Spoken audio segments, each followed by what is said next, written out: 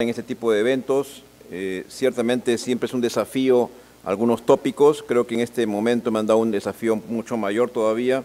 No es mi costumbre hablar mucho cuando no hay mucha evidencia, ciertamente, pero lo más relevante que yo quiero llamar como mensaje en los pocos minutos que tenemos acá para poder centrar el tema es que, y así lo he puesto como comentarios, más que todo, más que como una sólida discusión, por cuanto hay mucho que tratar, mucho que discutir en este momento desde el punto de vista de estrategias.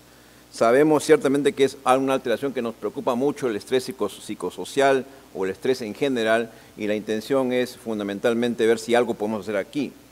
En el momento actual, dadas las evidencias que tenemos, lo que podemos reconocer fundamentalmente es como un estatus de riesgo incrementado, y creo que eso es un incuestionable escenario, y más aún para la población latina. Por eso que he centrado más que toda la discusión, realmente hay muy poca evidencia que yo pueda intervenir, salvo una que encontré que les voy a mostrar que me ha sorprendido un poco y que vale la pena que lo discutan también y lo podamos esperar mucho más bibliografía, que lo vamos a comentar al final. Lo importante es resaltar por qué estamos hablando de que este elemento puede ser, o bajo qué mecanismo podemos esperar que dé más mortalidad. Esta es una lámina muy clásica, muy fisiológica, lo que puede significar hipertensión arterial en general. Y como ustedes perfectamente saben, igualmente estamos sometidos a esto, a muchas variables. Y las variables que estamos indicando acá son nuevamente variables fisiopatológicas. Pero este tema, lastimosamente, es mucho más complejo que lo que usted puede imaginar, y la lámina más actualizada es esta. ¿Y por qué existe esta lámina cuando ya tenemos todos los componentes de estas bases fisiopatológicas? Porque hay un elemento clave acá, que es el sistema nervioso simpático, que es uno de los elementos importantes para dar pie a lo que se llama la hipertensión arterial. Y esto justamente es uno de los mecanismos que propuestamente podría ser una de las cosas, cómo es que esto puede implicar más morbilidad y más mortalidad en general, o eventos cardiovasculares, como ustedes ven acá.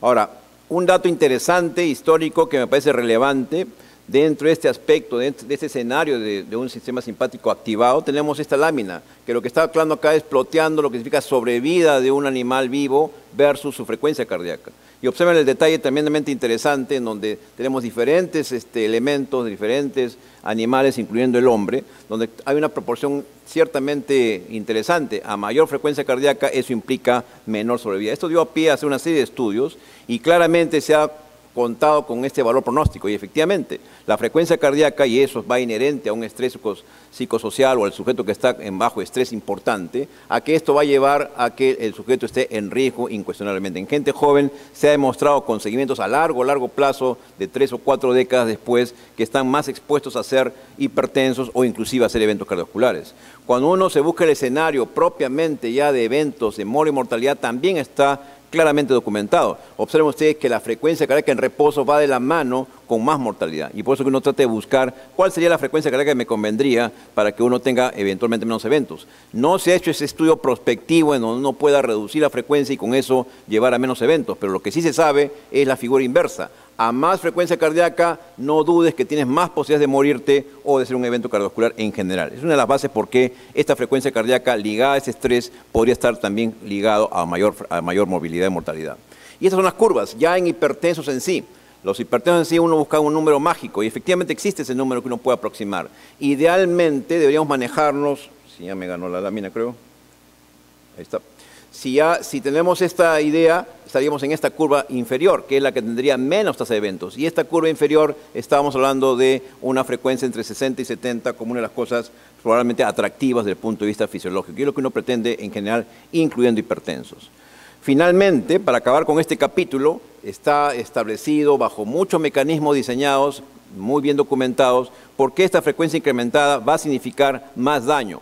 Obviamente va a significar más daño endotelial, va a significar apoptosis, va a significar requerimientos de oxígeno mayores, y todo esto va a conllevar ulteriormente a lo que puede significar eventos, progresión de placa, insuficiencia cardíaca y evidentemente desenlaces cardíacos. Entonces así tenemos ya la figura cerrada, desde una base clínica, de una base fisiológica hasta los desenlaces. El tema, lastimosamente, es que si, como le voy a repetir, demostrarles de que si yo te bajo la frecuencia cardíaca va a significar menos eventos en hipertensión, no está claramente documentado. La siguiente cosa es que ustedes van a tener una charla extraordinaria sobre este tema, no vamos a pasarlo muy rápidamente, pero también está ligado a ese estrés. Justamente la variabilidad de la presión arterial está muy ligado a ese estrés. ¿Cómo así? Ustedes ven todas las variables, los diferentes tipos de lo que puede significar variabilidad a largo, corto o mediano plazo, pero hay un factor interesante, lo que puede significar factor simpático nuevamente. De alguna manera, el tono simpático también tiene que ver con esta variabilidad. Y otra vez, el estrés psicosocial también tiene que ver con la variabilidad.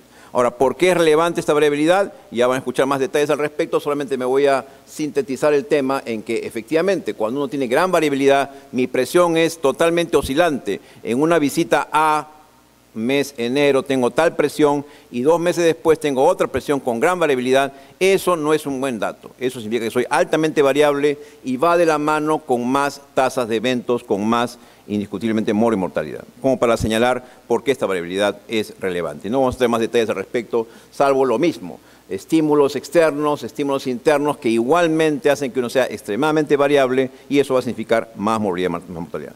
El estado del arte, este tópico, es interesantísimo, porque hoy por hoy se reconoce como un aspecto de estatus de riesgo. Sujeto muy variable, un sujeto de alto riesgo cardiovascular. Lo que está por definirse es qué hacer.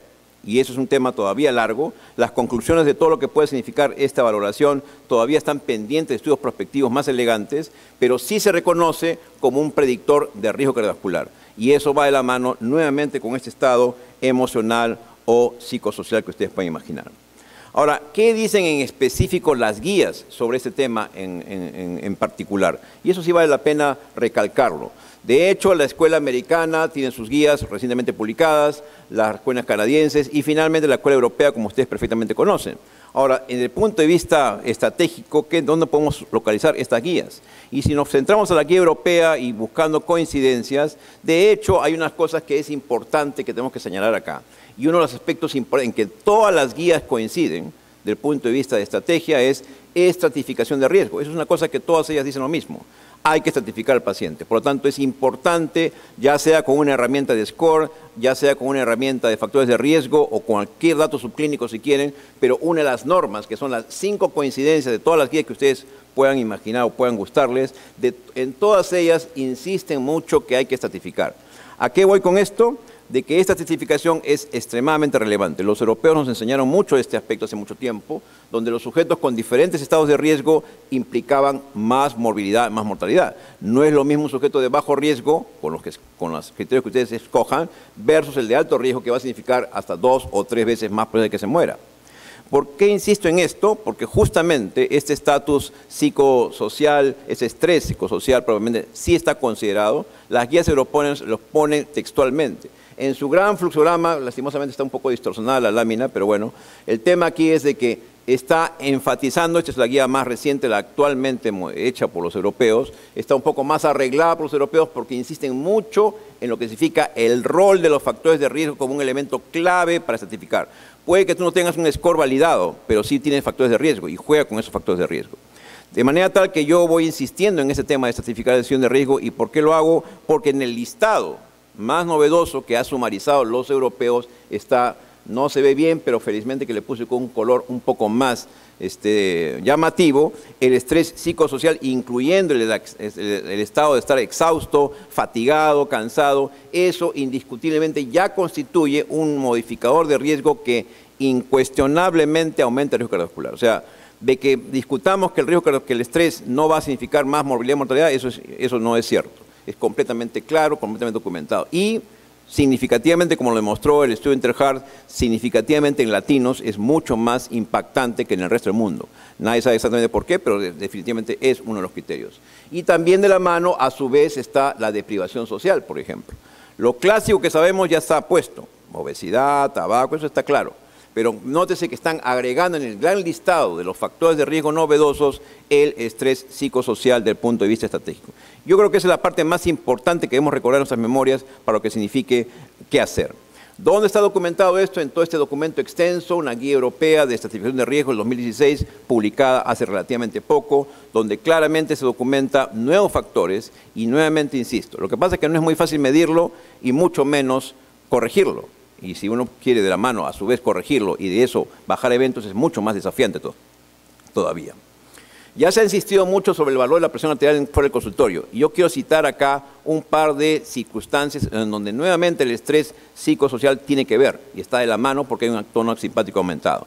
Observen la lámina clásica donde el sujeto en consultorio tiene presiones elevadas y en domicilio está normal. Ese sujeto tiene menos eventos. Curiosamente, el sujeto que tiene en consultorio normal y en su domicilio elevado, ese es el que se muere. Es una cosa interesante que ha dado pie por qué han tenido que reconocer los americanos y europeos de que necesitamos datos fuera del consultorio, como ya lo dijo el doctor Salazar. Una de las bases desde el punto de vista de eventos.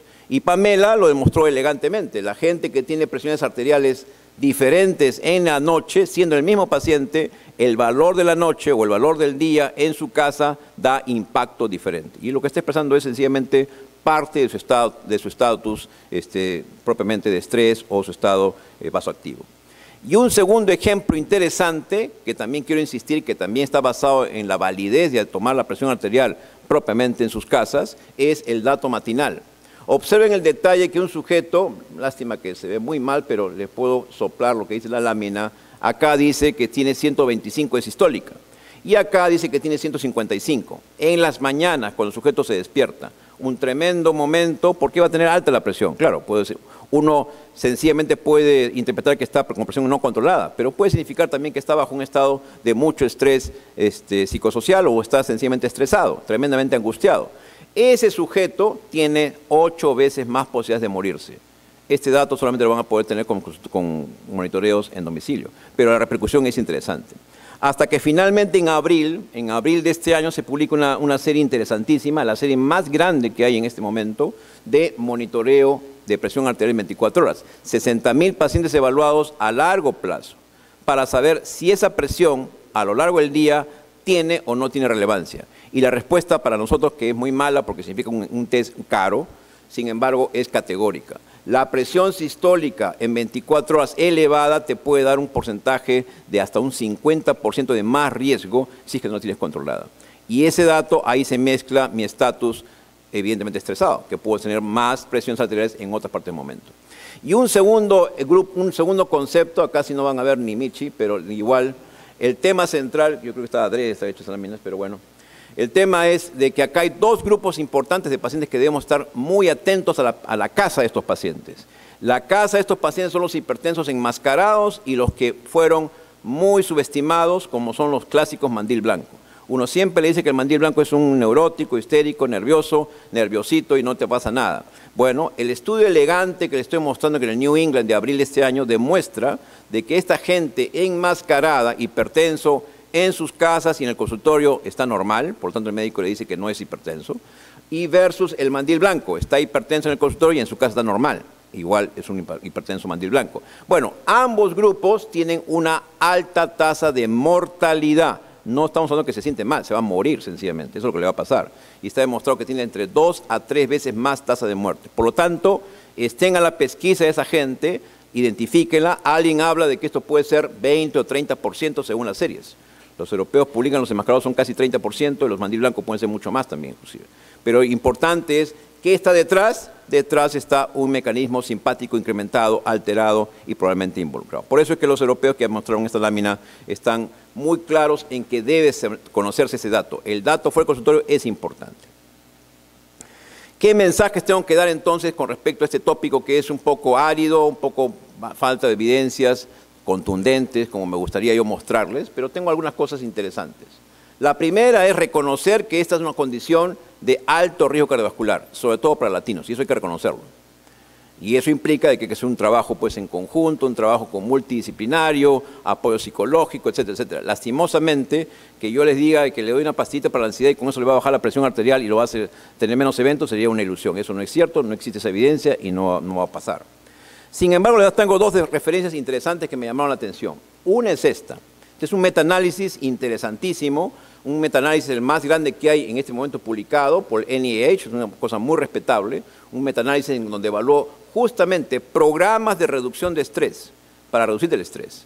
Si esto es una cantidad impresionante, 107 estudios, de los cuales se seleccionaron 17, que fueron los más importantes, los mejores bien hechos, para evaluar si esto impactaba de alguna manera en la presión arterial del sujeto hipertenso. Lo notable fue esto, averigüen cuál fue la estrategia que más conllevó a reducciones más significativas de presión arterial. Todas estas son conductas básicamente de psicoterapia, donde está el biofeedback, relajación asistida, el entrenamiento de manejo del estrés y una de las cosas interesantes, la meditación. Programas de meditación trascendental fue lo que impactó notablemente más, con P significativa, en la reducción de la presión arterial para esta gente. Entonces, una cosa ya que va como mensaje, ciertamente háganlo meditar, de alguna manera le va a bajar un poco más la presión, por lo menos si hay una evidencia, ahí sí no lo estoy cuenteando, existe esa evidencia. No les puedo decir que si se relajan se va a bajar más la presión arterial, si hay un feedback, etcétera, etcétera, no hay otra estrategia. Pero la estrategia que se empleó acá de meditación sí funcionó. Y el segundo tema interesante que les traigo acá se publicó hace muy pocas semanas. Hace muy pocas semanas la Mayo Clinic publica este tema. El tema de lo que siempre los pacientes nos consultan, los baños en sauna. La idea era si este baño en sauna implicaba o no implicaba, el gran cuestionamiento, implicaba menor riesgo cardiovascular o no. Se ha hecho la revisión sistemática para que vean que hay gente que se dedica a todo y esto se ha buscado esta revisión, ha hecho esta revisión excelente, extraordinaria revisión. Es la revisión más extraordinaria y más completa que hay al respecto.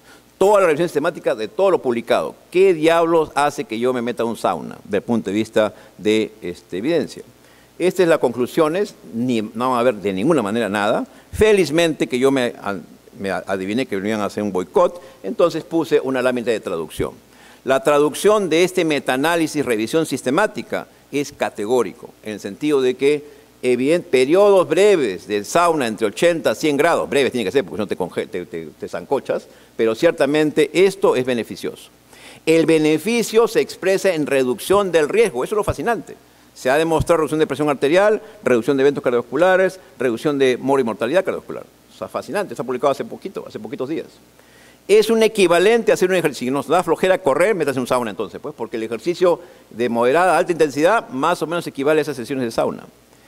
El cuarto punto interesante es que hay beneficio en mortalidad cardiovascular.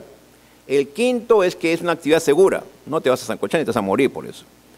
Y el punto sexto es el más complejo todavía. Necesitamos estudios prospectivos, randomizados todavía para ser categóricos. Pero ya hay una idea de que este estrés, que de alguna manera puedo manejarlo, claro, probablemente la mejor manera es que tengas más plata y que no tengas que trabajar. Probablemente sea la mejor manera de manejar el estrés psicosocial, pero el punto es de que hay una alternativa probada científicamente como el baño en sauna de lo que puede significar. Entonces, con esta es la idea de lo que yo pueda significar para la aproximación del estrés psicosocial y básicamente era lo que yo quería mostrar. Lastimosamente, reconocemos que es un factor de riesgo, reconocemos que hay alguna que otra estrategia para poder ayudarnos a manejar esto. No está demostrado que yo lo maneje este psicosocial y me va a demostrar. Hay una conducta muy popular que es los ansiolíticos, los relajantes. Curiosamente en las guías no hay mayor punto al respecto, porque como no hay evidencia no van a gastar pues líneas ahí para poner algo que no hay nada probado.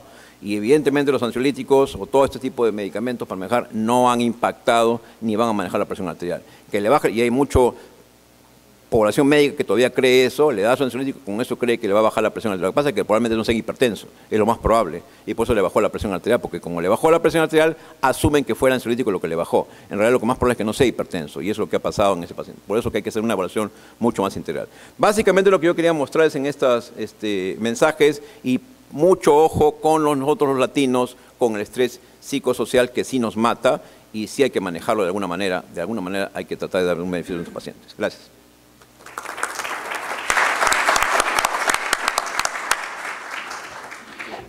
Gracias, doctor Medina.